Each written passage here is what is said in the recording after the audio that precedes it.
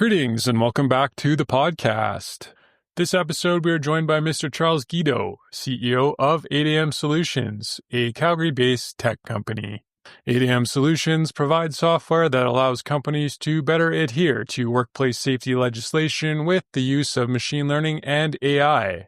Among other uses, adhere Solutions users pay an annual fee and in exchange get quick summaries on whether their oil and gas health and safety procedures and documents meet government requirements.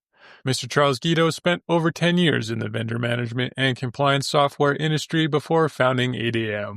Among other things, we discuss AI trends versus actual solutions, tech in Calgary, and spotting opportunities in software. This podcast episode is powered by ATB Capital Markets. ATB Capital Markets provides financial solutions and strategic advisory services to help businesses thrive. With a track record of successful deal execution, ATB is a full-service investment dealer with a deep understanding and commitment to the industries it serves. Visit atbcapitalmarkets.com for more information.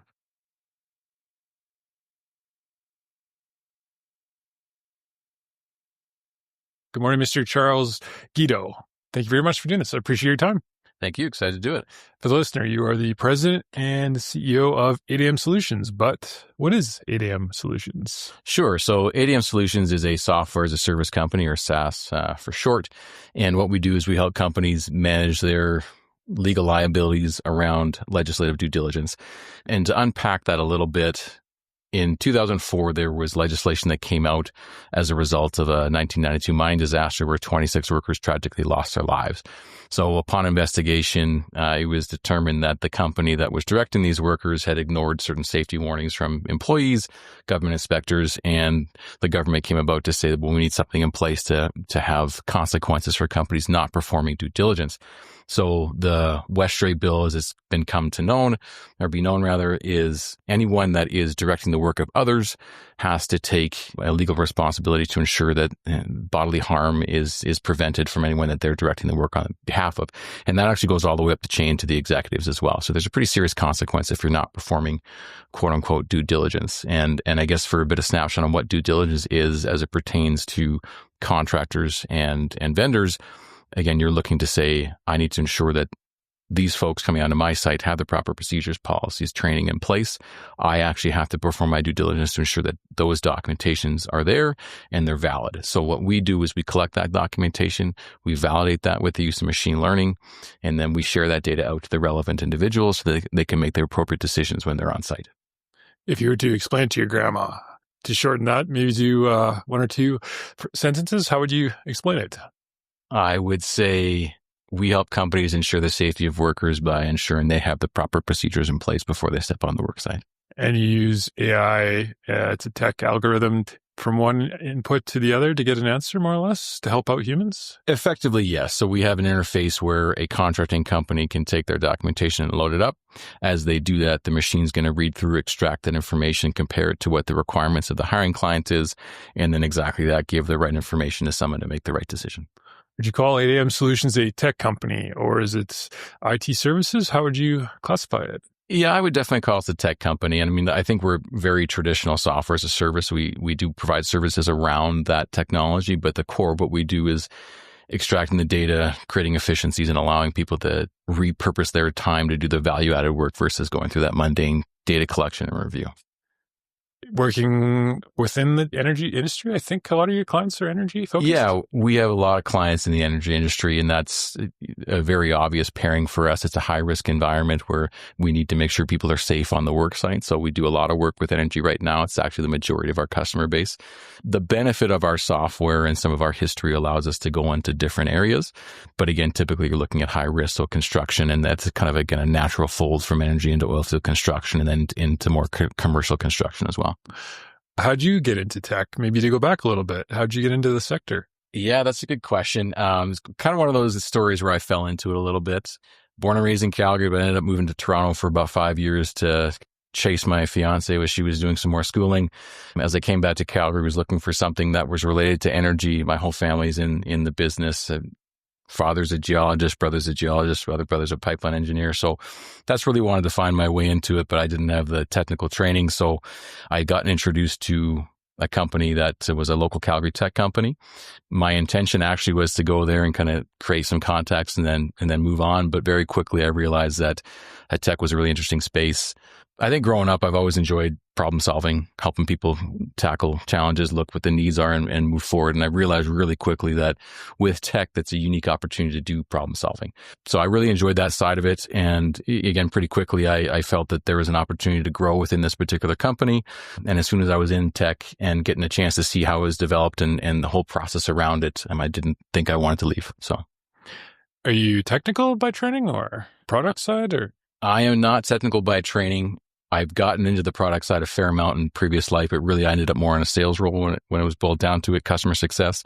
So before I left the previous company, I was managing the operations group. So I had a hand in start to finish the customer journey, as well as building some of the product in terms of product management, project management. So how did you spot the market opportunity for 8AM Solutions? What led you to the conclusion that it might be a good idea? Yeah, that's a great question. And the short of it is I spent 10 years working in vendor management on the tech side. And I think there's some great companies out there doing this, but I think they've sort of gotten stuck in the ways they've been doing it for the past 20 or 30 years. And I think when you look at what's out there from a tech perspective in terms of leveraging new technology, leveraging machine learning, there was a really big opportunity to speed up the process, make it more accurate, and also produce it at a much more cost-effective manner. So ultimately, the company that I was at was purchased by an American organization, which did facilitate my exit. And truthfully, great people I think were at this new organization. It just didn't quite fit with the way I saw the company going. And I decided to take a step away. And actually, originally, my intent was to take some time off. And I did want to start a business. I had that itch. And actually, my business partners were also working with me at that other company. And they were similar, but we didn't know what we wanted to do. We looked at a bunch of different avenues, potentially buying a company. And we kind of explored a number of options. But we kept coming back to this idea that there was a hole in the market in terms of really servicing, under-serviced companies that didn't have the budgets per se that some of these other larger organizations did. So we thought we could come in at the bottom of the market. And as we built out the idea, we felt that there was actually a greater need for really inserting a new option into the market. So it was a bit of opportune timing in terms of what was happening with consolidation in the vendor management space, and also just looking at what was out there from a technology standpoint and saying, we think we can do this a bit better than what's out there right now. Okay, here's a tool for maybe a smaller company that doesn't have a budget to review these complex documents and get a quick answer in a short period of time. Exactly. And that's where I think the idea started. But as we started to have the conversations, we did some focus groups with folks that were in the industry. We kind of realized that there was a big gap. It didn't matter where you were in the market, bottom or top. But for us to enter the market as a new player, it made more sense to be into junior organizations that didn't have quite the same amount of bureaucracy. So that gave us a great opportunity to get into the space. But it doesn't really matter as we've learned over the last couple of years that whether you're in the smaller end or the larger end, there's an opportunity to really drive efficiency and really reduce the time with which you can get the accurate information in, because the liability really exists from understanding what your gap is to that person showing up on site. And if someone shows up on site before you've actually tackled that problem, then you're sitting there in no man's land, not knowing what the result is. Where when you can apply technology and the machine learning to it and just the speed with which we can get the information out to the hiring client, we reduce that liability drastically. So that problem exists in the entire market. It just made sense for us to enter maybe at the bottom and get our feet wet into it. Is the 8AM product proprietary, or have you taken out of the box software and customized it? How does that work? So it is proprietary. Everything we built is our own technology. We have our own in-house staff, and we do leverage what's out there. So there's certain large language models and things that we certainly look at and use within our processes. But everything we built is our own. All of our developers are in-house, and we actually have a fantastic development team. I think they're, one of the things we started with was wanting to be innovative and come out and really leverage what's out there. And I think our team has done that from the get-go. And what I like about our group is they're constantly learning. We're actually in the process right now of a project that's enhancing what we've already delivered just because we found a better way to do it. So I think that's, a really great way to approach the market is always looking how we can best provide value to our customer. And sometimes that means we can take a look at a piece of code and say, we can do this better and more effectively, which ultimately provides value to our entire customer base. How does the company make money? Yeah, great question. Like many software as a service companies, we are subscription based. So you pay a subscription based on whether you're providing data and to the amount of data you provide, or if you're collecting data and what you're doing with it. So depending on the services you use from our platform, you're going to pay an annual subscription. Annually or monthly? Annual, yeah. We like the idea of a flat fee. You know what you pay on day one, and 365 days later, you're going to pay that same fee. We like that the optics of that. We do some one-off service contracts as we need to. If there's anything that's outside of the ordinary that we don't think we can repeat, that's pretty rare, but we do have that in our back pocket. But by and large, we're looking to annually charge people on a subscription basis. So again, for your grandma, you pull up the software on your desktop or your laptop. When it opens, you're paying for that annually via fee to ADM Solutions for the use of that program. That's exactly right. It doesn't come out of nowhere. No, someone's got to pay for something there. Yeah. Was it a big risk to start ADM? Did you have to invest a lot of your own money? Although tech is capital light, was it a big stretch? Yeah, it absolutely was. And you're right. It is capital light to start a tech company. And I think we do have some friends and family investors as well. But myself and my two partners, we did put up a fair amount of cash, and it's definitely a risk. There's no question about it. And you have to be comfortable with the risk you're making on that front. I think the benefit of being in the space for more than a decade kind of helps us feel good about where we're going with that. But yeah, it's definitely a risky venture, and it keeps you up at night sometimes. But I think based on what we knew and where we saw an opportunity in the market, we felt pretty good about what we were doing. This podcast episode is sponsored by Connate Water Solutions. Do you need cost-effective water sourcing options to supply your next drilling or completions program? Connate Water Solutions is a specialized hydrogeology company focused on water well drilling, testing, and water management services in Western Canada and Texas. Contact info@connatewater.com or check out connatewater.com for more details. This episode is sponsored by 360 Engineering and Environmental Consulting. 360 is dedicated to shaping a better future by championing responsible development with a forward-thinking approach. As established leaders in the site closure market, 360 provides innovative solutions to address complex engineering and environmental challenges. From safeguarding communities to preserving our planet, 360 is committed to making a meaningful impact at every step. Discover the 360 vision and learn more at 360eec.com. And what if a larger company says to themselves, we're pretty fluent in Microsoft and the Power Suite, and perhaps hire a sharp fellow to develop the LLM on our own, and we can do this all in-house? What might you tell them?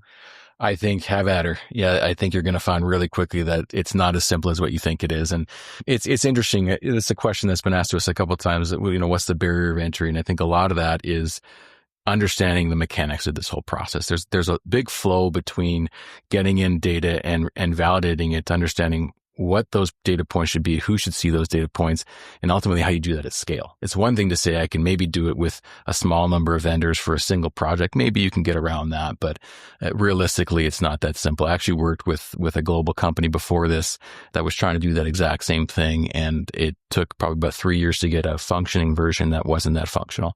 So the knowledge of how that flows it's hard to come by, and you really have to live those pains. So I think, companies still do it. Companies still do Excel. They do SharePoint. They do all sorts of things.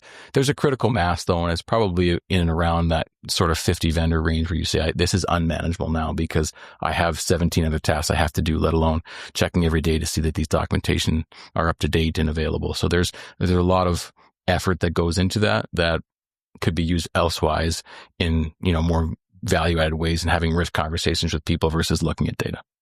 The innovation is moving really quick within the AI space. So how do you stay on top of the trends on a day-to-day basis? I guess just working with the programs and you're in the trenches? Yeah. So, our development team spends a lot of time doing research and looking at what's out there. one of the current projects we're working on is actually taking, some newer technology and applying it to what we have now to go deeper into the documentation and extract more data. And that's just a function of, we take the time and effort to research what's out there. So it's a lot of individual learning. Obviously, working with the program, you can see what else is out there. And there's some great communities as well that you can be a part of. I think, we've been engaged with Platform Calgary a little bit. We've worked with some other government funding programs that I think have opened our eyes up to some other opportunities and other areas we can learn. So I think just being plugged into the community also helps us stay on top of those trends. But they do change fast, so you have to just kind of pick and choose where the most value is, you think, for your organization to deploy those kind of things. So without giving away your secrets, what are some of the new innovations that you're working on that you can talk about? Yeah, I think, there's a couple things that we do outside of just document collection and review, and some of those things are digital forms, and we've made this real headway on that. And that's plugging into the kind of whole life cycle of vendor management. So it's more than just collecting a document. It's what's happening when someone's boots on the ground. So that's, some really basic things we already do, which is collecting site orientations and ensuring people are oriented to the site they're on from a safety perspective. But then there's also doing things and tying into, inspections and hazard IDs and those types of things, and pulling that back as it relates to vendors.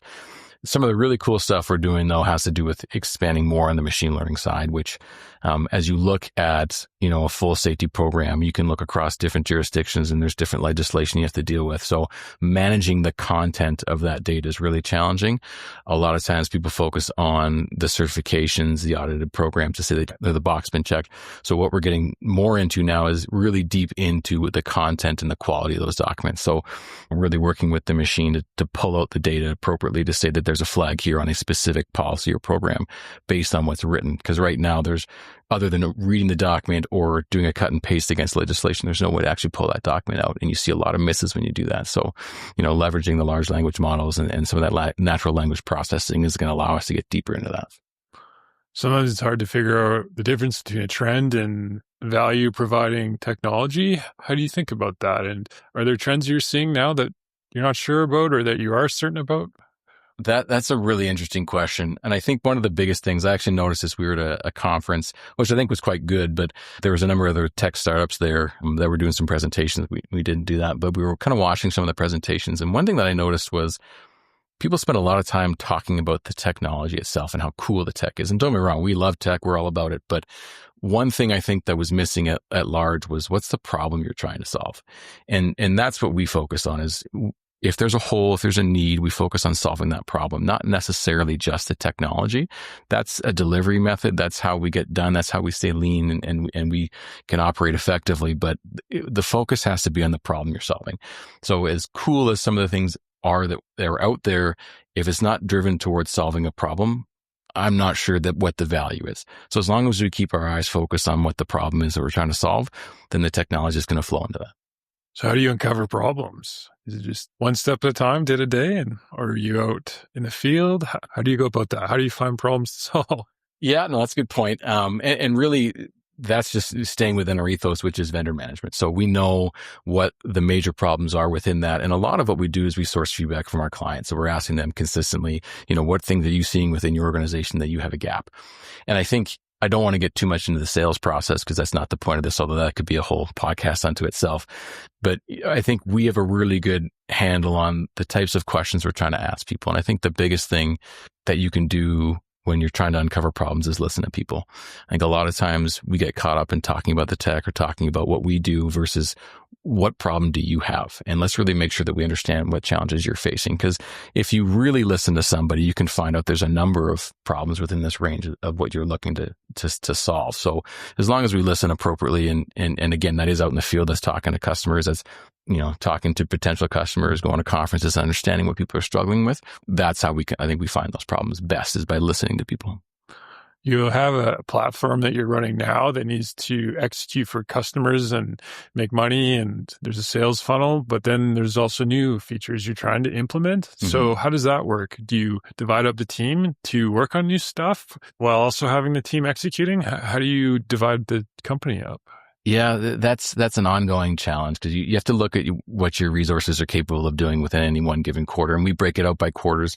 We deliver much faster than that, but from a kind of an epic throughout that quarter, we look at what we're trying to achieve, and based on operational efficiencies versus what we want to deliver new, you have to make a hard decision saying, we have a whole series of clients that need these things to work, or we've committed these resources towards. So how long are they going to take the proper estimation, and then realize that while this is important and we need to make sure that we've solved that problem, we need to go out and find, new avenues to generate revenue, new avenues to, grow our business. Because at the end of the day, you can't just stick in one arena. I mean, as much as you want to do one thing really, really well, you have to augment that and add extra value. So it's always a give and take between where you think you're going to make the most bang for your buck. But one thing I will say is we're highly, highly focused on retention. That's the value of being in a subscription model. You want to retain what you sell. And it's a heck of a lot easier to keep customers by providing great service and a great technology than just to go out and acquire somebody new. And you have to keep doing that. But as long as we do a great job retaining our customers, then we're in pretty good shape. And that really drives our technology discussions. We want to make sure that's solid there, and then we can adjust as we go. Keeping your clients happy. Kind of a business 101 there. So good house. The idea behind the tech company, was it to grow to a profitable sort of independent size, or is the goal to IPO or get acquired? What's the purpose of the company? That's a really great question. From a personal perspective, I really enjoy creating and building things. And this is my first go at it. So there's a caveat there. But we talked about this at length, and I do have two great business partners. And we talked about this at length when we started this company. What do we want to get out of it? And the reality is all three of us were very clearly aligned that we want to build a quality business and a success story in the city we live, in the province we live. Now, we'd love to see it grow nationally and grow internationally as well. And we've got plans to do that. But our goal is to build a strong, sustainable company. I don't think that I don't have much of a desire to go public, and we are a long ways away from that conversation anyways. But really, we wanted to build a strong, sustainable company. And we're not interested in a quick flip either. That's not what we built this for. We want to have something we're proud of. And I think one of the reasons I wanted to get into owning my own business was to create avenues for other people to have a great job and to be able to support their livelihood. And I think that's something that my partners and I are all aligned on. Good investors are always looking to find the next up and coming company or a tech company. So hypothetically, if somebody was to come to you and say, I'm interested in investing, would you need outside money, or what could you do with that money? Have you thought about that? Yeah. So to answer the first question, no need for the money. So, we're fortunate enough to be in a place where we can fund this through cash flow. So we've done a really good job to get to that point. That certainly was a struggle to get there. It's always harder than you think it will be. What would I do with outside cash? I think there's a lot of things that we could do. We have about a 3-year roadmap from a development standpoint that we think are going to add a lot of value to our customers. So I think a couple easy answers would be, adding horsepower to that whole process and really getting faster down into some of the things we want to do from, an analytics standpoint and really drive that opportunity. And the simple answer to be as well, it would be sales. At the end of the day, we want to continue to grow in our business. So it's pretty simple in terms of where we would put additional capital. It would be building out our product and enhancing our sales team to just grow it from a volume perspective. Because that's really how we're going to win, is more volume. But right now you don't need the money, fortunately. The company is sustainable as it is. Yeah, exactly. And we're really fortunate to be in that boat because it's hard to get there. And again, there were some hairy times. And I think, as a general rule, you know what you're signing up for, air quotations, you know what you're signing up for when you get into running your own business. But you don't really know, I think, until it hits you in the face. So there certainly were some hairy times, but we were committed to what we believed in, and we found people that believed in what we believed in. And that's gotten us to the point we're at now. What worries you? What keeps you up at night in terms of the business? Well, I think stagnating in growth is probably the biggest thing at the stage we're at right now. I think, we're still scrappy. We're still a startup. And that's one of the big concerns, is you always want to continue to grow. I do think, there are changes in the macro environment that we have to be aware of. So any drastic changes in legislation are concerning. So we always keep our eyes close to those things. And, in any business, you're always worried about your competitors as well. And so you have to keep an eye on what's happening out in the marketplace in terms of what other people are doing. A great example of a legislation change is it just rolled out last year, which is Bill S-211 around the modern slavery, forced labor policy. So this is a new area that people have to comply with. It's something that we're dipping our toe into as well, and how we can help companies solve that problem. So that's exciting, but that's also, what resources do we apply to that? How do we make that a viable business line? So things like that kind of keep me worried in terms of how we best approach the market. Yeah, I think those are probably the big things that keep me up at night. Documentation on making sure there aren't slavery practices? Yeah, so Bill S211 is all about ensuring that you, as a hiring client, are looking at your extended supply chain. So if you look at, I'm going to buy pipe from somebody, great, and they may be a Canadian company, but where are they sourcing their materials from? So it goes all the way down to potential child labor in different jurisdictions, forced labor laws, all those types of things. So the government came out with this, I think, 2 years ago, and the first reporting year was last year. So there's still some unknowns here. There's still things we're figuring out and that aren't super clear, but we're getting closer towards understanding that. But yeah, it's really looking at your extended supply chain and the challenges there. And to us, that's all within the brackets and realm of vendor management. Tech talent is options. It's a very mobile career. So how do you think about hiring and retaining top talent? Yeah. A really good question. I think with hiring top talent, we've been really fortunate to find some great people out of the gate that were aligned, that wanted to be part of a startup, because that's also a risk too. We were looking at some other talent, really good people that just weren't quite comfortable early on with taking that risk of joining a startup. So I think when we are looking for talent, we're looking for people that are aligned to that want to be part of something growing and new. It's always a bit challenging because track records are one thing, but I do think there's a lot to be said around the type of person you get. And I think there's a lot of things you can teach a great person. And ultimately, you're always looking for good people. I mean, great people make great companies. It's as simple as that. And we focus a lot on who the person is and go from there. Retention's interesting. As you said, you can work from anywhere in the world today, especially in the job that we do. Actually, as a matter of fact, one of our developers was a Calgary base and then made the decision to move out to the coast. Works perfectly fine for us. No challenges there at all. So I think being flexible in that working environment is important. And it's all about culture. I mean, people have to trust who we are as a leadership team. And I think as long as we do the things that we say we're going to do and we're honest, transparent, and reasonable and good people back to our employees, we're in pretty good shape. The tech scene in Calgary, have you seen it growing the last handful of years? Has it been a good place to start a tech company? What are your thoughts on that as a member of the community?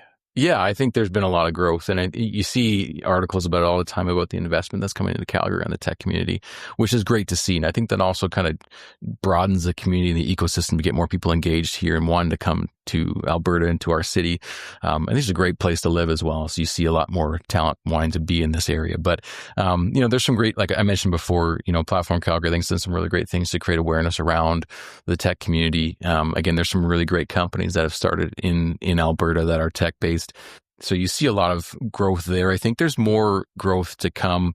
I was listening to a podcast the other day about just the tech growth in Canada, and typically it's been out of Toronto and Vancouver, but you're seeing more of that talent coming back north of the border from Silicon Valley and other places. So, and Calgary is no slouch there either. We're obviously seeing growth there too. So I think it's an exciting place to be. There's more to go. But yeah, I think there's been a ton of growth and I mentioned earlier, there's a great community that we can get tapped into to find some new resources, to find other ways to kind of enhance our product as well. So that's all exciting, but I do think there is certainly some trepidation around investing in tech still. So, there's still more ways to go, I think. I've always thought that the entrepreneurial spirit in tech and energy is very similar. They're like parallel. And have you noticed that? Yeah, no, I definitely agree. And I happen to be fortunate enough to have a father that was an entrepreneur late in his career, doing oil and gas startups and getting into production and selling. So I had a chance to see that. And that's probably what put the seed in my brain to want to go start something. So I think that entrepreneurial spirit in energy is alive and well, and you've continually seen it for, decades. And I think the skill set to start a company and be an entrepreneur is transferable. It doesn't really matter what industry you're in. The knowledge is obviously the key part there. But yeah, I think there are a lot of synergies there. And it's interesting because we spend a lot of time talking to people about who we are and why we exist. And one of the most fun pieces of feedback that we get from a lot of energy companies is, hey, we like what you're doing. We love that you got skin in the game. We love that you've taken this step. And we get a lot of support from that perspective. So yeah, there's definitely a synergy there. This episode is brought to you by Upgrade Labs. Upgrade Labs offers a comprehensive range of cutting-edge performance and recovery services that have been proven to optimize your health in minutes, not hours. Whether it's accelerating muscle mass and bone density or addressing injury and inflammation, start your experience by booking a free cell health analysis at upgradelabs.com/Calgary. This podcast is brought to you by Energy United. Energy United is an organization with a mission to promote practical energy policy across Canada. Energy United is building a community of Canadians that are passionate about Canada's natural gas and oil industry and are willing to take action. Energy United is driving change on issues that matter, all the way from the carbon tax to the emissions cap. Join Energy United to make a difference at energyunited.ca. For my own curiosity, maybe we'll cut this out. What did your dad do? So he was the VP of exploration at Scepter Resources. So they went into a really tough financial time in mid-90s. He went into consulting and was just looking at plays and selling that off to a variety of different companies. A couple of guys he'd worked with started a company.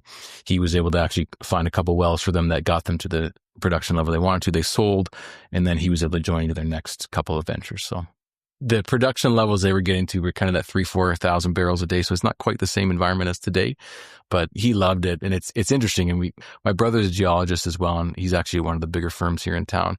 He worked for my dad for summers. One of the things he came home telling me one day was, Dad loves doing what he does. He loves finding oil, for lack of a better. And I really noticed that kind of passion about, because it was a pretty tough time to go from being where he was to having 3 kids and having to manage that whole situation, and then be able to take the risk and go into entrepreneurship. And I always found that romantic in a way to say, go chase my passion and go build something. And it worked out. And again, that kind of put, I think, the itch in me to go do something similar as well. So where do you see 8am Solutions in the next 3 or 4 or 5 years? The future is uncertain and things change quickly, but where do you hope to see things going? Yeah, the future is uncertain, and realistically, my hope right now is just to continue to grow, and really our focus has been in Western Canada for, again, obvious reasons.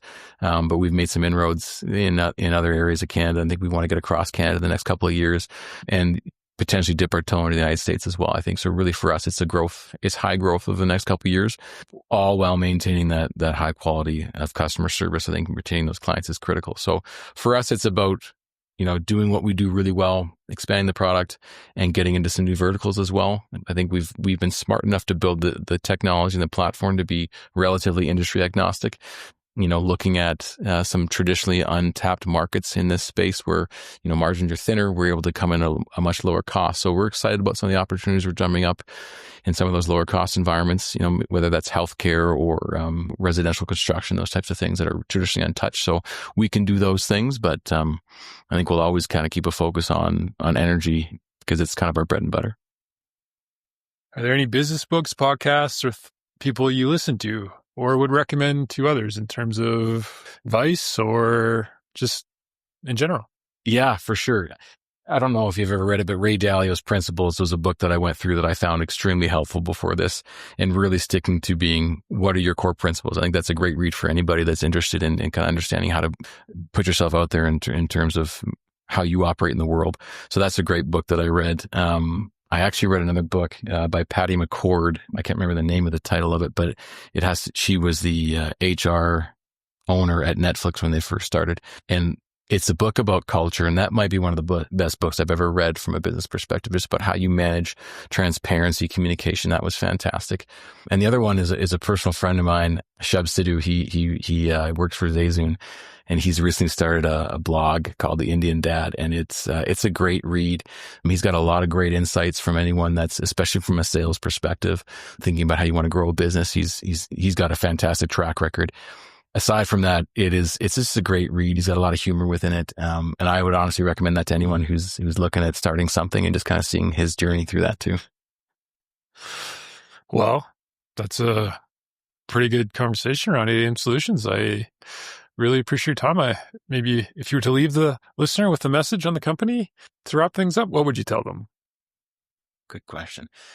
I would say for anyone that's looking at solving the problems that we solve, I think take an honest look at your problems and take an honest look at what it is you're faced with on a day-to-day basis. And I think we believe that providing great technology at a great price and in a sustainable fashion is extremely important, because at the end of the day, the people we're servicing, they've got to worry about their business, to worry about their bottom line. And we really want to be a partner, and we want to focus on helping people solve problems. So if you're experiencing challenges, think about a partnership approach and not just buying a product off the shelf. And that's, I think, how we've approached all of our clients. So that's what I would say if I was going to give a parting message. If you're an energy company listening to this podcast and you're having difficulties with your vendor compliance, give 8am a call. That's exactly right. And yeah, of course, 8amsolutions.com is available, and I'm on LinkedIn, as is most of our staff. So take a look and see. I really appreciate your time. Yeah, thank you. I love doing this. Appreciate it.